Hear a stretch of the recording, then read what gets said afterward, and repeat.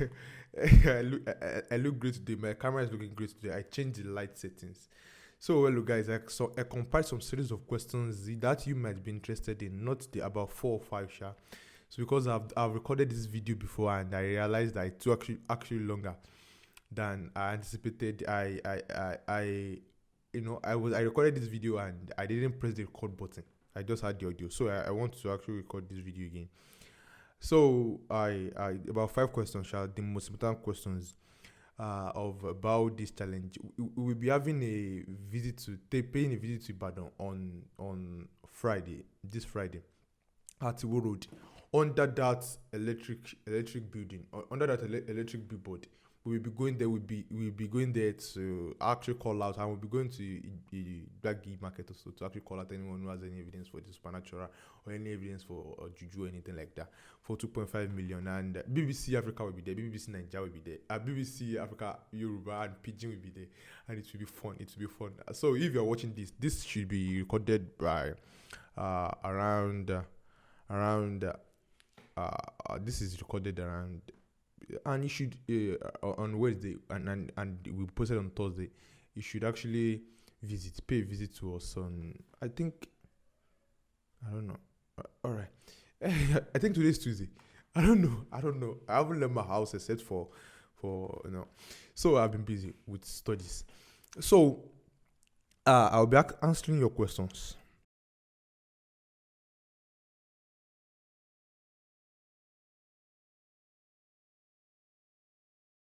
All right. So why do I follow one person? That's the first question. Why do I follow one person? And I think I've seen several questions on this on Instagram. So why do I follow no one on Instagram? And do I plan on selling my account? That was the most infuriating question I actually get. But I want to actually address that topic. I follow Lex Friedman because he motivated me to actually start my own podcast. I listen to the podcast a lot, almost all of his episodes, and he actually motivated me to actually start my own podcast. And I hope this one is recording. And I followed just one person because when I started this investigation and my podcast, when I started visiting the voodoo priest, it actually took a psychological toll on me. That's the funniest thing, I don't talk about myself a lot on social media, but it took a psychological toll on me. I couldn't concentrate on a lot of things because their shrines actually had one unique odor. This aromatic cacao and the combination of animal intestine and all of those stuff a sensible human being will actually start sniffing his nose, and it was equal. It was the same because these people are into the same thing. So I had to actually focus on my take some time offline.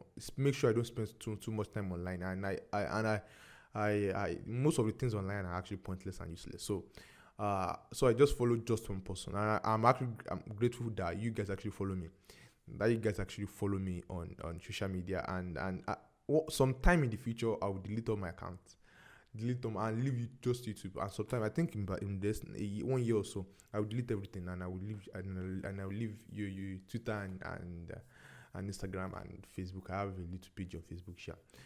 So I am not a social media person. That is it.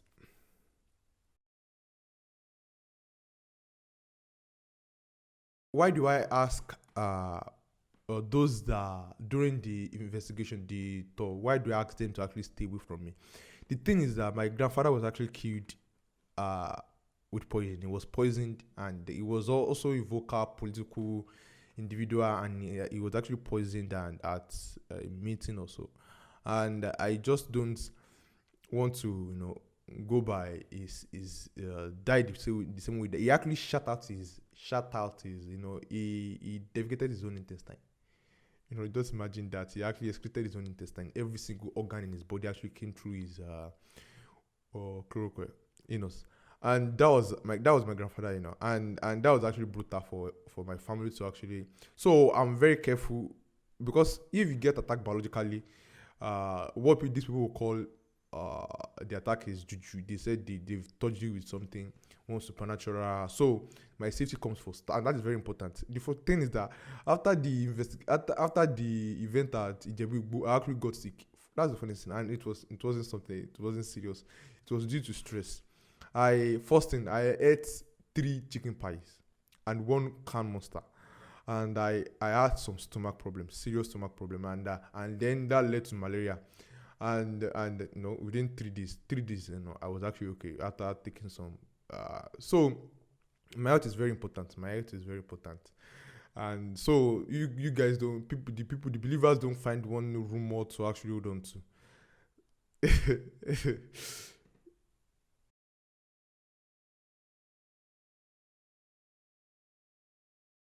So another persistent question is that from atheists and both religious people, the atheists that often ask me these are conservative. I don't know that the definition doesn't actually work anymore. People don't know what that actually means. That rationalists, conservative, empiricists, people don't actually know what that means. No, the way people use word these days, they just treat it about like genocide, Ukraine.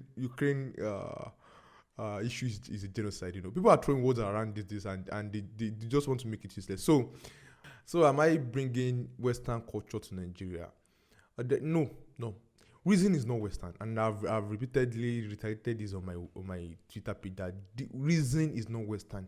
The Western culture wasn't built on reason, and that is the thing. When the founding fathers actually wrote the Bills of Rights, the Declaration of Human Rights, and what they actually wrote there, that everyone is entitled to whatever they by their creator. Creator actually signifies that there is one creator. Your creator is either your mother or evolution by natural selection. And because they couldn't ground the rights, the values they held on one solid ground, on reason, because they didn't know what reason was. So reason is not Western. And I had this issue on social media just recently that people were like, anyone who I'll talk about that later. Anyone who actually does whatever they can is actually people should be able to do whatever they can as long as it is they are not infringing on someone else's right, or like what Steven Pinker said, that your freedom to rule your hands ends where my nose lies. So as long as people are not infringing on people's rights, everything else can be done or permitted, which is very wrong, which is a very it is very bad idea. There are some things that are legal, that are legal and actually permitted. Everything in the realm of possibility. And once you combine success with freedom, your tax becomes raising a kind of citizen. A kind of citizen that are not pampered, a pampered free citizen that isn't involved in or what do you call it, pleasure and actually really think critically, because once people can't find a sense of meaning in their life, they distract themselves with pleasure, which is what we've seen in this world recently. People distract themselves with pleasure. So that is the thing. There are some things about I wrote some things down. I don't want the length of the camera to actually shake. Some things to actually shake. There are some things that are permitted. Are both legal, are possible, and actually both legal. Are both legal and possible. But we do not actually allow it because we have the consequences. We know the consequences. Like betraying someone or something like that. Like you having two families in 2 states without them knowing each other. That is not a path to an happy life.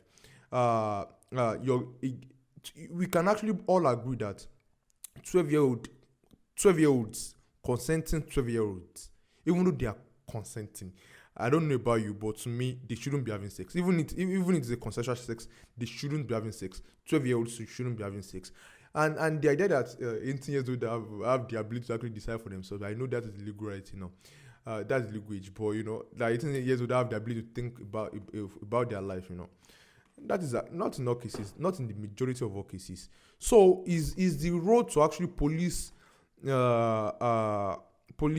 people's, is the goal to actually police what people were like their issue with Kylie Jenner or Kendall Jenner that we actually countered on my page the other day? No, it is not. It is not. The goal is not to actually police what women wear or what men wear or what no, but to actually ground the principles. And I think I'm very unique in actually thinking about this. that a lot of people are not actually thinking about it because they are not in the same position that I have, because I have to actually have this conversation, and I'm a kind of person that's actually really focused on actually maximize my reason, and that actually maximize my happiness and the meaning of my life, and so I'm that kind of person. So because if people have actually thought about this, they would have actually these things actually are the highest priority in other people's lives. They would have actually thought about it, that even though it is completely legal for a 19-year-old to be a stripper, this is not the path to happiness. Even though you can actually smoke weed, and like an excessive amount of weed, this is not the path. And is it our goal to actually police this? No, it is not. You can't actually tell people to. You can't actually tell a 18-year-old to actually know. You can't force them. You can't actually use force to. You shouldn't do that at all. And so this is where we have problems with Christians. The Christians, we talk about Juju, we talk about the supernatural. We tell you that the Bible is not the word of God. It's not the word of God. I will tell you that there is not actually no evidence. There is no evidence that there is a God. And we have disagreements with Christians there. I will have disagreement with Christians there. But when it comes to atheists, and what I've discovered is that what they've shown me on Twitter, I lost more than 50 followers on the same day. And the funniest thing is that I got no logical arguments against the study I actually provided. None. But here is the thing. The absence of religion is not unity. It has to be presence of something, and we have to ground our actions and our ethics on something. And I say that is reason. And people don't know what reason is. They said that morality is decided by culture, by religion, by location or tribe, but this is the thing, people don't know what reason is. They don't know what culture is. They don't know what religion is. Now, or tradition. Now, we cannot pass morality through tradition. This is wrong. To pass morality down through tradition is wrong. You have to pass down through to people who are willing to think about it, because you could be wrong. I could be fallible. Some things I actually believe right now could be wrong in the next day, in some couple of years. So imagine if I actually pass that down through tradition. Just imagine that. And these people are not meant to question. They're not meant to actually think about it. Like we're thinking about religion. So that is wrong. That is wrong to actually pass morality down through tradition. It has to be passed down through reason. And like I said on Twitter today, you could actually give 5 people pictures of bacteria, and they will feel differently about it. They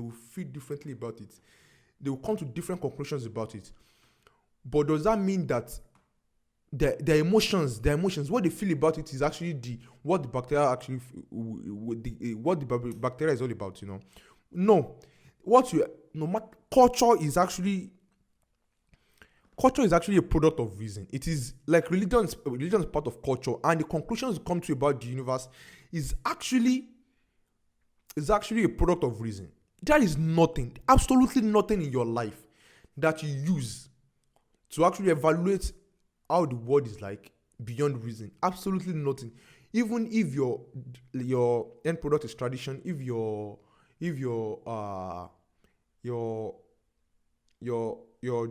whatever conclusion you come to, that is it. You can't. That is absolutely nothing else that you use to actually explore the world. Because like I like the example Yaron Brook actually cited, that love, like for example, love, that once you learn something good about something, you fall in love with them, you're in love with them. But once you learn something about them, something different about something bad, you fall out of love, you stop loving them.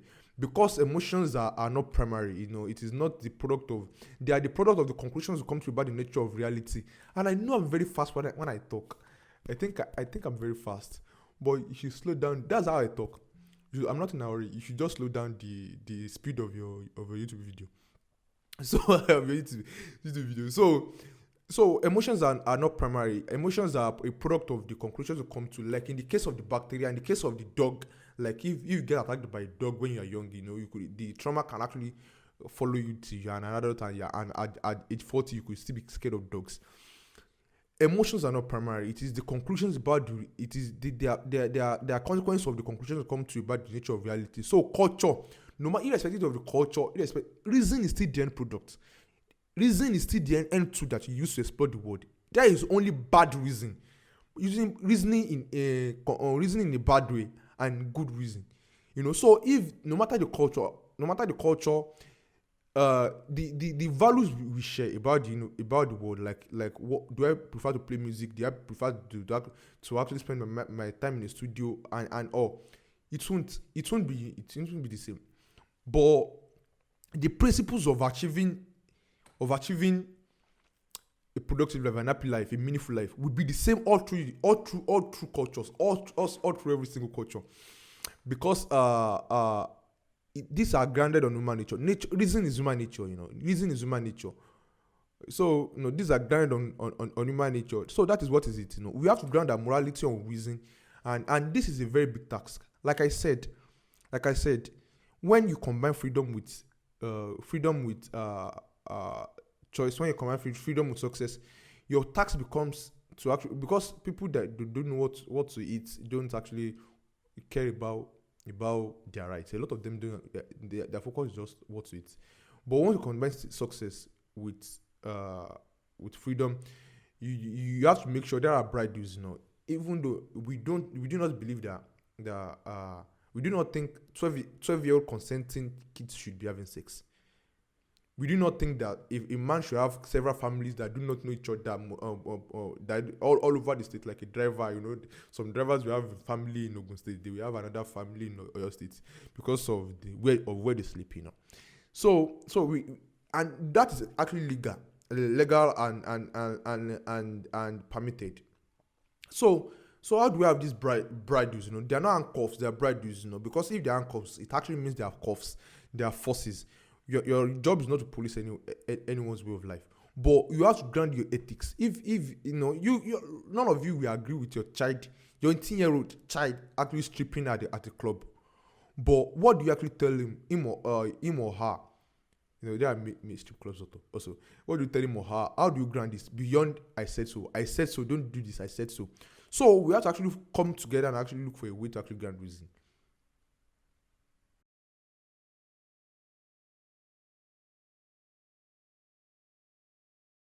All right, this is the last question. Why do I want to talk to the Monarch families?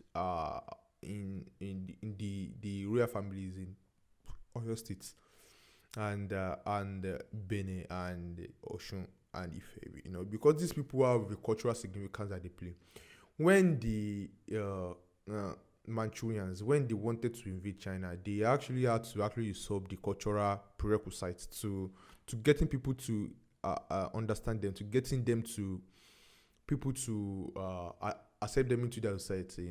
It is through some force, but yet it couldn't have been done without the Chinese literati. For anyone, I studied Chinese history.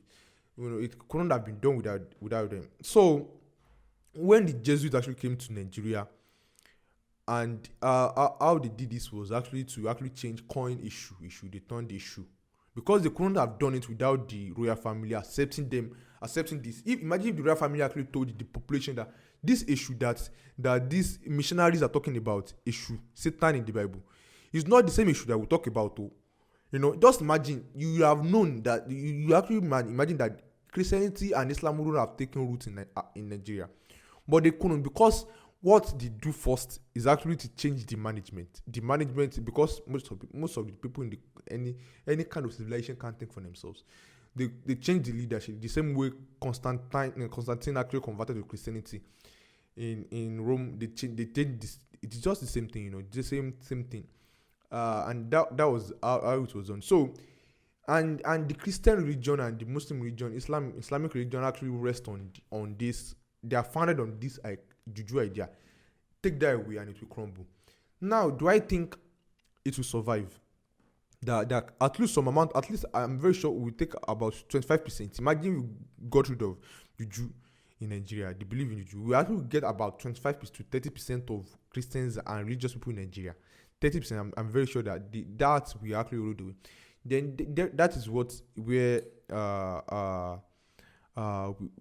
if people get through education, whatever the conclusions they come through, they get the education, mass education, whatever the conclusions they come through to about because we have to unite this country. This country is fractured, and religion is one of the things separating it. One of the things, not the only thing.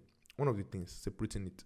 So we have to actually we have to use something to unite the country, and we have to actually flatten the curve of religion. So that is it for now, everyone.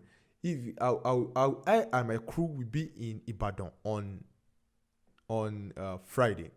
We'll be in Ibadan under that electrical bridge in Atiwo Road. Join us there for 2.5 million. 2.5 million naira. It's a lot of money. 2.5 million naira is a lot of money. So join us there. Enjoy the guys. Enjoy it. Bye.